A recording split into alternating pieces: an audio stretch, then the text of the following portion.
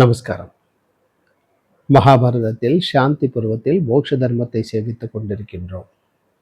இன்று நாம் சேவிக்கும் இந்த அத்தியாயத்தில் கொலைக்கு காரணமாதலால் யாகம் எழிந்தது என்பதை பற்றி நாரதர் சொல்லிய உஞ்சவிருத்தி பிராமணருடைய கதையை தான் சேவிக்கின்றோம்.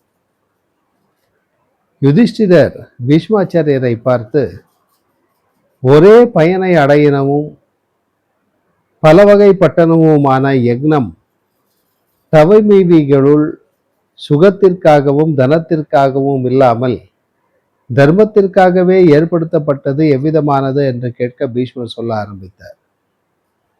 யுதிஷ்டிரா, இந்த விஷயத்தில் நாரதரால் சொல்லப்பட்ட உஞ்சவிருத்தி பிராமணருடைய யக்ன நிமித்தமான பூர்வ சரித்திரத்தை உனக்கு நான் சொல்கின்றேன். நாரதர் விதர்ப தேசத்தில் சிறந்ததான தர்மோத்தரம் தர்மோத்தரம் என்கிற அந்த ராஜ்யத்தில் உஞ்சவிருத்தி செய்யும் ஒரு பிராமண ரிஷி இருந்தார். அவர் யாகத்தை செய்வதற்கு எத்தனித்தார். அந்த இடத்தில் ஆகாரம் செய்யக்கூடிய சாமை தானியமும் சூரிய பர்ணி ஸ்வர்சலை என்னும் சாகங்களும் யாக திரவியமாக இருந்தன. துல்பமுள்ளதும் ரசமில்லாததுமான கீரையும் தவத்தினால் சுவை உள்ளதாயிற்று. வனத்தில் ஓரிடத்தை அடைந்து ஒரு பிராணிக்கும் துன்பம் செய்யாமல் கிழங்குகளினாலும் கனிகளாலும் செய்யப்பட்டாலும் யாகமானது சொர்க்கத்தை அளிக்கும். விரதத்தினால் இழைத்தவளும் சுசி உள்ளவளும் யக்னத்தில் பத்தினியாக அழைத்து வரப்பட்டவளுமான அவருடைய பத்தினியான புஷ்கர மாலினி என்பவள் அந்த சத்தியரிடத்தில் அனுசரிப்பதில்லை. அவள் சாபத்திலிருந்தும் நடுங்கி அவருடைய சுபாவத்தை அனுசரித்தாள். அவளுக்கு மயில்களின் உதிர்ந்த இறகுகளால் வஸ்திரம் செய்யப்பட்டது.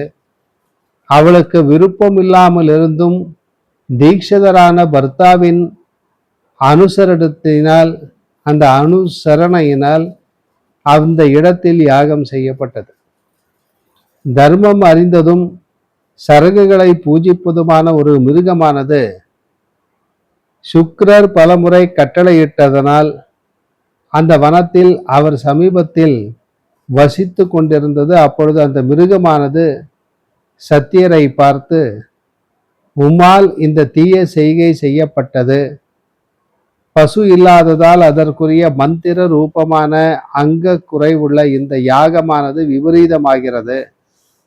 ஆகையால் நீர் என்னை அக்னியில் ஆகுதி செய்து தடையில்லாமல் சொர்க்கத்தை அடைய கடவீர் என்ற வார்த்தைகளை சொல்லிற்று. பிறகு சாவித்திரியானவள் யாக விஷயத்தில் அவரை பார்த்து நேரில் வந்து அவரை தூண்டினாள். அவர், நான் என்னுடன் வசிக்கும் மிருகத்தை கொல்ல மாட்டேன் என்று மறுமொழி சொன்னார்.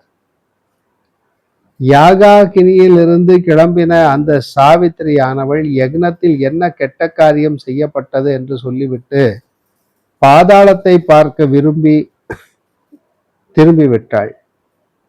மறுபடியும் கலைமான் கை குவித்து நின்ற சத்தியரை யாசிக்க அவர் அதை ஆலிங்கனம் செய்து கொண்டு போகலாம் என்று சொன்னார்.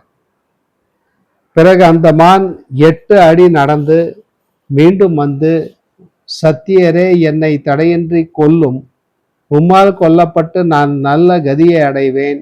என்னால் கொடுக்கப்பட்ட ஞான கண்ணால் ஸ்வர்க்கத்தில் உள்ள அப்சரசுகளை பாரும். மகாத்மாக்களான கந்தர்வர்களுடைய விசித்திரமான விமானங்களையும் பாரும் என்று சொல்லிற்று.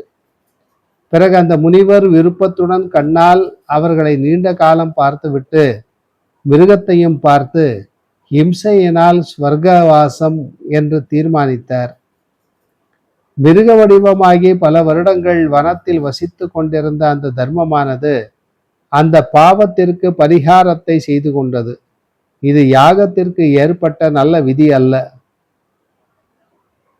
அப்பொழுது மிருக ஹிம்சை செய்ய நினைத்த அவருடைய அப்படிப்பட்ட அபிப்பிராயத்தில் பெரிய தவம் நசித்து விட்டது. ஆகையால் ஹிம்சையானது யாகத்திற்கு உரியதல்ல. பிறகு அந்த சத்தியருக்கு தர்ம பகவான் தானே யாகம் செய்வித்தான். பிறகு அவர் தவத்தினால் மனைவியின் பெரிய சமாதானத்தையும் அடைந்தார் என்றார். கொல்லாமையானது மேலான தர்மம், ஹிம்சமா ஹிம்சாரூபமான தர்மம். ஸ்வர்க்க சாதனமானது உனக்கு உண்மையை சொல்லுகின்றேன், பிரம்மவாதிகளுக்கு இது தர்மம் அல்ல என்று சொல்லி இந்த அத்தியாயத்தை பூர்த்தி செய்தார். மேற்கொண்டு என்ன நடந்தது என்பதை நாளை நாம் சந்திக்கும் போது சேவிக்கலாம். நமஸ்காரம்.